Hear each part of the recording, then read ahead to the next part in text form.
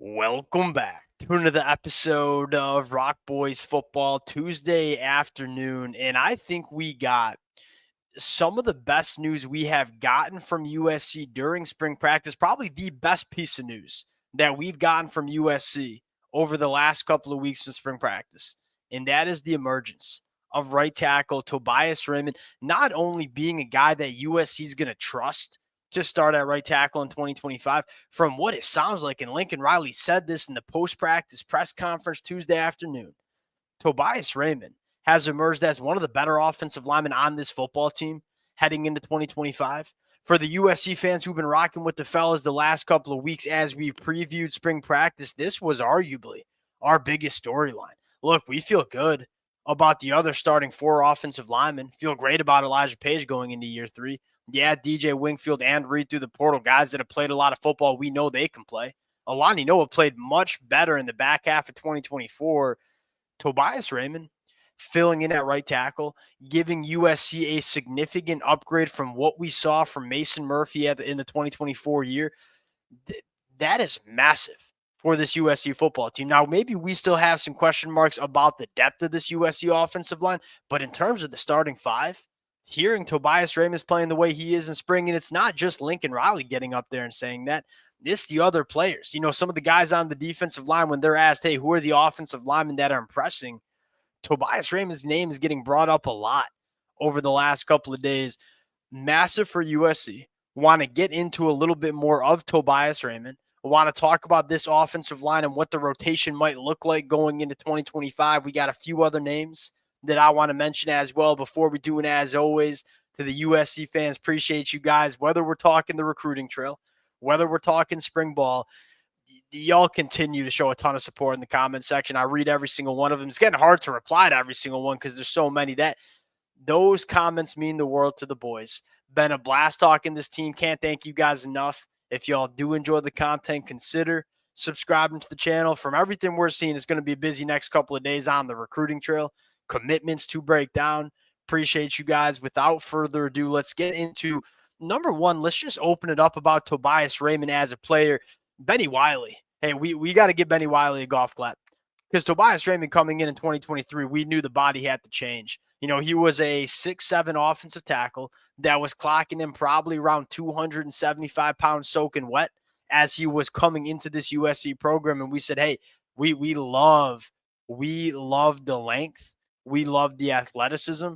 Now we just got to put some weight on your frame. We got to put good weight on your frame so you can maintain that athleticism, but have that Big Ten caliber physicality. That is apparently what we're getting. I can see it with my eyes. You know, the pictures that we see of Tobias Raymond, that looks like a Big Ten offensive tackle. To hear that he's playing that way as well. Shout out Coach Hansen. Shout out Coach Benny Wiley for getting the body right. This answers arguably the biggest question I had for USC going into 2025. No, I think the more important question now is, hey, how do we feel about the depth?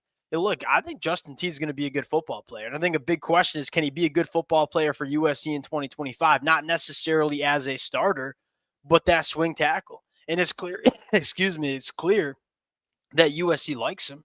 Threw him out there in the bowl game when Elijah Page got banged up. Played the true freshman at left tackle. And so I think there's some confidence that Justin T can be that third swing tackle. And there's massive value in that because there's going to be a time where maybe Tobias Raymond has to leave for a drive. Maybe Elijah Page has to leave for a drive. You got to have tackles that can come in and play ball. I think Justin T would be that third tackle. I wouldn't be surprised to see USC maybe out and go grab one more offensive lineman in that spring transfer portal window. But we're starting to see a shift. I think we're starting to believe in some of the young talent that USC has brought in and developed over the last couple of years. The confidence for me in this offensive line is going in the right direction, and quite frankly, going in the right direction pretty dang quickly. That's the best piece of news that we've got, I think, all of spring practice. Number two, and I think, look, Jacobe Lane's a good football player. We all know he's a good football player. Has he taken a step? And it's not because of all the highlights that we're seeing USC football put out in terms of the circus catches. Look, we saw Jacobe Lane make those kind of catches in 2024. That ain't no surprise to the USC fans who follow this football team. Love to see him do it. why has Jacobe Lane potentially taken a step is you go back to last year, out of his 66 targets, 23 of those targets were contested. That's a third of his targets were contested catches. And look, we know Jacobe Lane is one of the best in terms of contested catch wide receivers in the country. But what it sounds like is he's creating a little bit more separation in his route tree. He's expanding his route tree a little bit more. I think Jacobe Lane early was probably just kind of a vertical guy. Hey, go throw me the football. I'm going to go make a play. That's still going to be one of the best parts about his game. But is he taking that step as a all-around wide receiver that can run a diverse route tree, that can create separation more often so we don't have to rely on a third of our catches being contested? That's what you're hearing out of spring. And I think the second thing is the dude is emerging as a leader of this USC football team, which, you probably lacked a little bit last year. Some of the older guys that USC had last year were transfer portal additions. There wasn't a ton of homegrown elite talent. I mean, you look at some of your best players, even on defense, a guy like Barry Alexander, like that. That's not the kind of leadership you want on a football team. You look at Jacobe Lane, like chewing everybody out in practice yesterday for not getting their tape jobs right. That intrigues me. That not only Jacobe Lane's taking a step as a football player, but a guy like Jacobe Lane kind of taking command of the locker room as well. A guy that's been within this program since Lincoln Riley's been there, has emerged as one of, if not the best football player on this team. I look at Jacobe Lane. I look at Eric Gentry at linebacker. I look at, a guy like Kamari Ramsey going into year 2 of this program.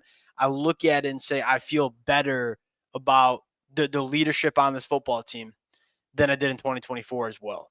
Another name that I think is intriguing me, Walter Matthews, 270. Big body tight end. And I think when I first saw 270, I was like, hey, maybe just transition him to play offensive tackle. It sounds like what the plan is, hey, we were calling for last year, USC to lean a little bit more into the run game. That was clearly where the strength is. And I think you look at this offensive line, the big bodies they have, the road graders they have, that might be the strength, especially with a guy like Wayman Jordan emerging as maybe a really good running back in 2025. If USC does decide to lean into the run game a little bit more, Walter Matthews at 270, kind of getting that body right a little bit, maybe not the most prolific passing threat as a tight end at 270, but a guy that can kind of get it done as a 6 offensive lineman in the run game. And these kind of guys, y'all know I'm a Michigan fan. Michigan has had these kind of tight ends before, and they've used them a lot and well. It's helped Michigan run the football. Look, I think your pass catchers, your dynamite pass catchers, it might come from, Lake McCree obviously can play. Walker Lyons, Joey Olson probably has the highest upside as a pure pass catcher in the tight end room. Walter Matthews has that 6 offensive line at 270, getting the run game going. I think that's another storyline that, kind of has emerged. You go over to the defensive side of the football, and the returns are so positive about Jamal Jarrett. Look, Jamal Jarrett coming in, we were excited because of that's a body type that USC just lacked last year. And this is 6'5". This is 6'5", all 350. What I think intrigues me about Jamal Jarrett is didn't play a ton for Georgia his first 2 years. Played a little bit in spot duty as a rotational piece. You saw the flashes, but you never saw it consistently. Number one, the body's coming along. Like, hey, with 350, but how does that 350 look on the frame? He looks solid. About as solid as you can look. It's 350-pound human being. Playing with lower pads, bringing the lower half a little bit more in. That's something that Jamal Jarrett struggled with at Georgia. When you are 6'5", it's hard to play with great leverage all the time. Getting in a little bit better shape, playing with some lower pads, bringing those hips along. It sounds like you're hearing all the right things of a guy like Jamal Jarrett. And I think Keyshawn Silver might have been the bigger name. He was ranked a little bit higher in the transfer portal rankings. The way I kind of perceive it is you might have hit big with the guy like Jamal Jarrett, not only from a body type that can really help you be a hammer in the run game, like the body types that USC just didn't have last year, but as a disruptor, as potentially a pass rusher with 81-inch arms or an 81-inch wingspan, that intrigues me about Jamal Jarrett, not only as a dirty work defensive lineman, but potentially bringing a little bit more playmaking ability than maybe we expected when he came into USC. I think the last intriguing storyline is, something we talked about, USC. Lincoln Riley was asked, Hey, that spring portal window opening up in about, you look at the date here, about a week. What positions do you think you might want to address? And linebacker was the first position Lincoln Riley mentioned.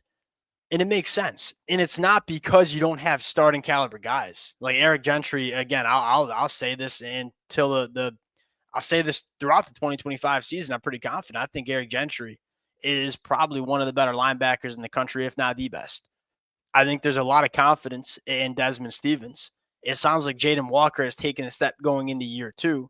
Anthony Beaver's making the transition from safety to off-ball linebacker. Guess what I'm trying to say is I got confidence in Eric Gentry when healthy. I got a lot of confidence in Desmond Stevens taking that jump. I thought he played pretty damn well as a freshman. The depth. You have a guy that is making the position change in Anthony Beavers. You have Jaden Walker, who's going into year two, but we haven't seen a ton from him. You have Matai coming in the summer, but he's probably a guy that needs a year. I think what we're trying to get at is the depth in the linebacker, and there's just not a ton of bodies. USC's in a different position than they were in spring last year. That spring transfer portal window, USC had some legit needs, especially in the middle of that defensive line.